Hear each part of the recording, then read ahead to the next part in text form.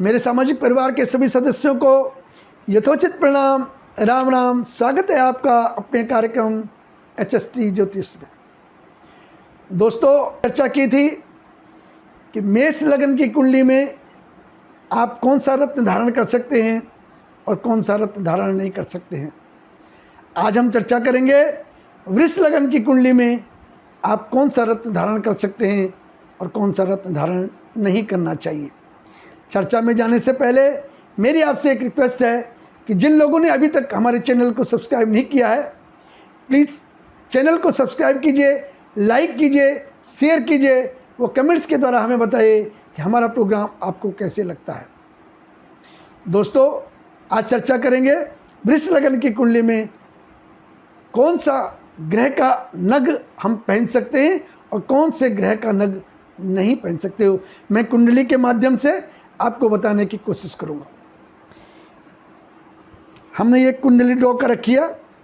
वृष लग्न की कुंडली है। वृष लग्न की कुंडली इसलिए है कि लग्न में ही 2 नंबर लिखा हुआ है, इसलिए ये वृष लग्न की कुंडली है। तो वृष लग्न की कुंडली में वृष लग्न का स्वामी शुक्र हो गया।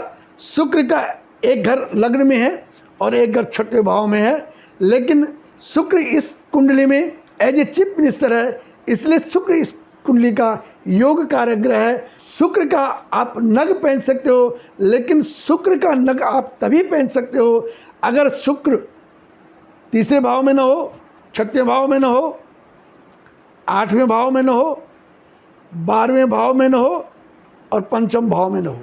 यानी एक इसमें नहीं होना चाहिए, इसमें नहीं होना चाहिए, इसमें नहीं होना चाहिए, इसमें नहीं होना चाहिए और इसमें नहीं होना चाहिए। बाकी और किसी भी घर में अगर शुक्र होगा आप शुक्र का डायमंड पहन सकते हो, लेकिन डिपेंड करेगा उसकी प्लेसमेंट सही होना चाहिए, तभी जा कर के शुक्र का नग पहन सकते हो। दूसरी बात करेंगे, जहाँ पर 3 नंबर लिखा हुआ है, इसका स्वामी और इसका स्वामी बुध है। बुध भी इस कुंडली में योग कारक ग्रह है। बुध का नग पहना जा सकता है, लेकिन बुध का नग आप अगर तीसरे भाव में है, छठे भाव में है, 8वें भाव में है, 11वें भाव में है और 12वें भाव में है, इन भावों में अगर बुध होगा तो बुध का नग पहनना कभी नहीं पहनना है। अन्य भाव में होगा आप बुध का नग पहन सकते हो।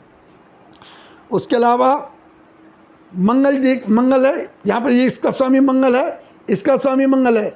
मंगल यहाँ पर मारक ग्रह है, इसलिए मूंगा वृष लग्न की कुंडली वालों को मूंगा किसी भी कंडीशन में नहीं पहनना चाहिए, चाहे वो कहीं भी बैठा होगा, मूंगा कभी नहीं पहनना चाहिए। उसके अलावा बृहस्पति, इस भाव का स्वामी बृहस्पति है, इस भाव का स्वामी भी बृहस्पति है। यानी जहाँ पर 9 नंबर लिखा हुआ है वो और जहाँ पर 12 नंबर लिखा हुआ है, ये दोनों भावों का स्वामी बृहस्पति है। बृहस्पति वृष लग्न की कुंडली में मारक ग्रह होता है, इसलिए मारक ग्रह का कभी नग नहीं पहन सकते, इसलिए बृहस्पति का नग पुखराज इस कुंडली में कभी नहीं पहनना चाहिए। उसके अलावा जहाँ पर 5 नंबर लिखा हुआ है, 5 नंबर सूर्य का ग्रह है। सूर्य भी इस कुंडली में मारक ग्रह है, इसलिए सूर्य का नग भी इस कुंडली में कभी नहीं पहन, इस वृष लग्न की कुंडली में कभी नहीं पहनना चाहिए। उसके अलावा आप शनि का नग पहन सकते हो। शनि 9वें भाव का स्वामी है और 10म भाव का स्वामी, एक भाव केंद्र में और एक भाव त्रिकोण में।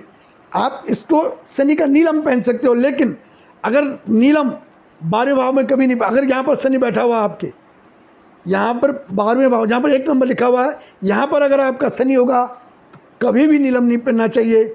यहाँ पर अगर शनि होगा कभी नीलम नहीं पहनना चाहिए और यहाँ पर शनि होगा पहनना चाहिए। उसके अलावा चौथा, यहाँ पर चंद्रमा है। चंद्रमा इस कुंडली में मारक है। चंद्रमा कहीं भी बैठे, कहीं भी जाए, इस वृष लग्न की कुंडली में चंद्रमा का मोती कभी धारण नहीं करना चाहिए। दोस्तों, आज के एपिसोड में इतना ही। अगले एपिसोड में फिर आपसे चर्चा होगी। तब तक के लिए बहुत बहुत प्रणाम।